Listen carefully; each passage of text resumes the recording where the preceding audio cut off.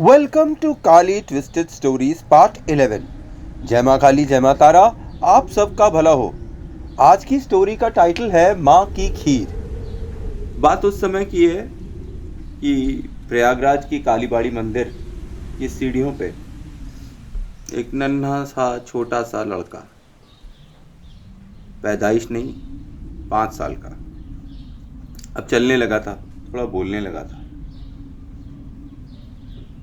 नसीब अच्छा नहीं था उस लड़के का। उसकी माँ चल बसी थी और पिता किसी दूसरी औरत के साथ उसको मंदिर के बाहर बैठा कर निकल गया था। मंदिर की सीढ़ियां उसका घर बन गई थी। लोग प्यार से उसे सोनू बोलने लगे। मंदिर के छोटे मोटे काम करता तो लोग 10-20 दे देते, पुजारी भी प्रसाद दे देते और उसी पे उसका जीवन चल रहा था। माँ का प्रसाद खाकर सुबह शाम वो मस्त रहता। धीरे धीरे कर उसने एक चीज देखी कि उसके पास केवल एक ही जोड़ा कपड़ा था। तो जब छोटा था तब तो वो नहा लेता था कपड़े उतार कर, पर अब वो धीरे धीरे कर बड़ा हो गया था और अब उसको शर्म आने लगी थी। इसलिए 3 बजे रात में उठकर जल्दी से नल पर नहा लेता और फिर कपड़े झाड़ कर सुखाने के लिए रख देता और 2 घंटा झाड़ियों में छुपा रहता। और फिर जब हल्के गीले कपड़े हो जाते तो उन्हें पहनकर मंदिर में झाड़ू लगाना स्टार्ट कर देता।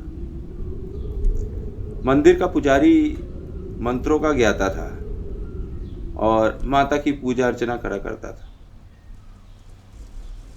कई बार सोनू ने देखा कि वो अपने बच्चों को एकांत में जाके मंत्र साधना, शक्ति साधना, बहुत चीज़ एटसेट्रा एटसेट्रा सिखाया करता था।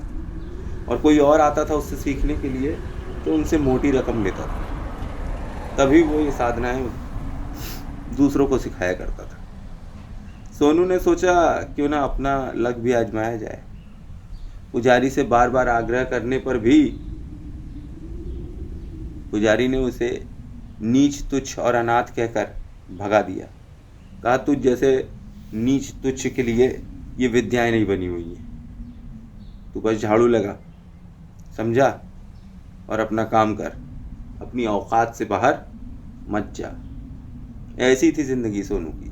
कभी कोई सिर पर प्यार से हाथ रख देता तो कभी कोई भुक्कड़ कह के 2-3 थप्पड़ मार देता। जीवन ऐसे ही चल रहा था और माँ के समीप होने की वजह से सोनू अक्सर माँ से बातें किया करता था। जब पंडित जी ने लात खींच के उसके मुंह पर मारी कि उसे वो कोई भी मंत्र नहीं बताएंगे और अगर वो ज्यादा करेगा तो उसे मंदिर से भगा भी दिया जाएगा, रोते रोते सोनू की आंख लग गई। अब सपने में वो कौवाने लगा। कौवाना समझते हैं आप? बड़बड़ाने लगा। बड़बड़ाते बड़बड़ाते सोनू सपने में देख रहा था कि वो माता से बातें कर रहा है। माता बैठी हुई है मंदिर में और उससे बातें कर रहा है। कह रहा है, माँ मुझको कोई मंत्र नहीं आता, मुझे कुछ भी नहीं आता, एक मंत्र मुझे भी बता दो जिससे मैं तुम्हें खुश कर लूं और तुम मुझे प्यारी माता के रूप में प्राप्त हो। कोई एक मंत्र मुझे भी पता होना चाहिए। क्या हम कमजोर हैं तो हमें मसल दिया जाएगा? हमें तुम्हारी भक्ति का अधिकार नहीं है। माँ मेरे पास तो तुम्हें भोग लगाने के भी पैसे नहीं, मैं क्या पूजा करूँगा और क्या मंत्र बोलूँगा? मैं भी सपने फालतू में ही देखता हूँ, ये वो सपने में ही देख रहा है और बोल रहा है। फिर बोलता है कि माँ मुझे पता है, मुझे तुम्हारे भक्तों की चढ़ाई हुई खीर बहुत पसंद है, पर मुझे वो बनाना तक नहीं आता है। अगर तुमको खीर पसंद हो तो किसी तरह तुम मुझे बनाना सिखा दो, तो मैं भरपेट खुद भी खाऊंगा और तुमको भी खिला दूंगा, और जो खीर रहेगी उसको बेचकर पूजा अर्चना के पैसे भी जुटा लूँगा। ऐसे सारी रात कौवाते कौवाते सोनू का समय निकल गया और हिलते डुलते सीढ़ियों से वो नीचे गिरा तो देखता क्या है किसके पैरों में गिरा। वहाँ एक लंबी सी औरत जिसके बाल घुटनों तक थे, सफ़ेद कलर की साड़ी में लाल बॉर्डर, खड़ी हुई थी। बोला, अरे माता जी सॉरी। कहा सॉरी की कोई बात नहीं बेटा। तो बोला, आप कौन? कहा मैं बंगाली माता हूँ, मैं यहीं पड़ोस में ही रहती हूँ तुम्हारे। असल में मैंने बेटा ये खीर बनाई थी और सोच रही थी कि मैं इसको बेचा करूँ यहाँ पे आने वाले भक्तों के पास, क्योंकि सुना है माता को खीर बहुत पसंद है। तो मैं ये सोच रही थी कि मैं खीर बना दूँ और यहाँ कोई मुझे ऐसा मिल जाए जो इसे बेचकर मुझे पैसे दे दे और थोड़े पैसे अपने पास भी रख ले। तो कहा कि कितना देंगी आप? तो कहा 50-50 की पार्टनरशिप करोगे बेटा? तो कहा हाँ माँ, मैं जो भी कमाऊँगा 50% आपको दे दूँगा और 50% अपने पास रख लूँगा। तो कहा ठीक है बेटा, तो मैं तुमको ये मटकी दे रही हूँ, इसमें खीर है और इसको जाकर तुम बेचना। तो कहता है कि माँ और कम पड़ी तो? बंगाली माता कहती हैं कि मैं पेड़ के पीछे जाकर बेटा एक मटका और खीर बना रही हूँ, तब से तुम ये खीर बेचो। और हाँ, ओम क्रीम कालिकाय नमः बोलना। क्या बोलोगे? ओम क्रीम कालिकाय नमः।